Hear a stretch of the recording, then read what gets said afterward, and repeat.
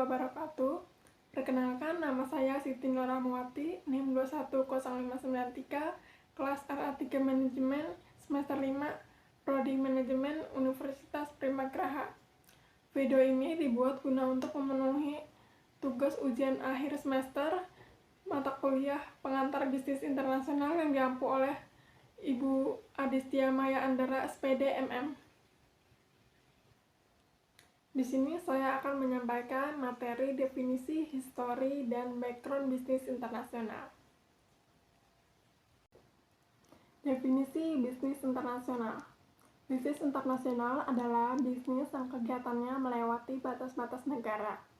Definisi ini tidak hanya termasuk perdagangan internasional dan pemanufakturan di luar negeri, tetapi juga industri jasa yang berkembang di bidang-bidang seperti transportasi, pariwisata, perbankan, periklanan, konstruksi, perdagangan eceran, perdagangan besar, dan komunikasi massa.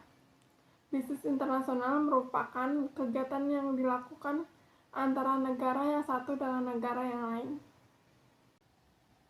Pemasaran internasional. Pemasaran internasional yang merupakan keadaan suatu perusahaan dapat terlibat dalam suatu transaksi bisnis dengan negara lain, perusahaan lain, ataupun masyarakat umum di luar negeri.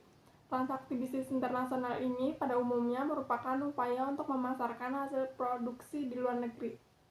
Tahapan-tahapan dalam memasuki bisnis internasional itu ada 6. Yang pertama, ekspor insidentil. Yang kedua, ekspor aktif. Yang ketiga, penjualan lisensi. Yang keempat, franchising. Yang kelima, pemasaran di luar negeri. Dan yang keenam, produksi dan pemasaran di luar negeri.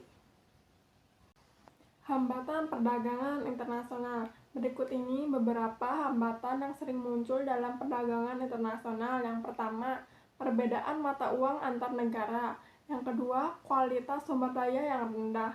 Yang ketiga, pembayaran antar negara sulit dan risikonya besar. Yang keempat, adanya kebijaksanaan impor dari suatu negara. Yang kelima, terjadinya perang. Yang keenam, adanya organisasi-organisasi ekonomi regional.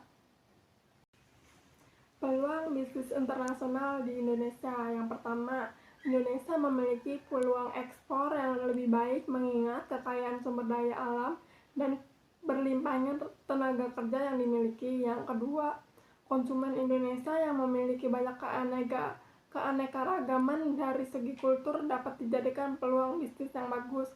Yang ketiga, Indonesia belum terlalu banyak mempunyai produk yang mampu bersaing di pasar internasional. Bisnis internasional yang masuk ke Indonesia. Yang pertama, Dunkin Donuts. Yang kedua, Levi's Jeans. Yang ketiga, Epson. Yang keempat, KFC. Yang kelima, LG. Yang keenam, BlackBerry.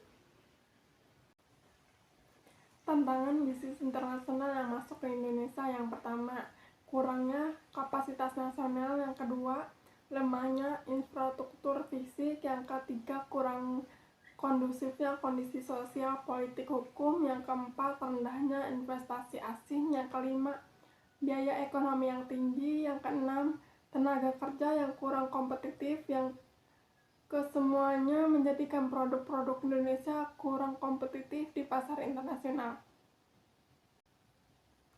Kesimpulan, bisnis internasional adalah bisnis yang kegiatan-kegiatannya melewati batas-batas negara. Perdagangan internasional atau international trade merupakan transaksi antar negara. Itu biasanya dilakukan dengan cara tradisional, yaitu dengan cara ekspor dan impor. Dengan adanya transaksi ekspor dan impor tersebut, maka timbul neraca perdagangan antar negara atau balance of trade. Sedangkan pemasaran internasional yang merupakan keadaan suatu perusahaan dapat terlibat dalam suatu transaksi bisnis dengan negara lain, perusahaan lain, ataupun masyarakat umum di luar negeri.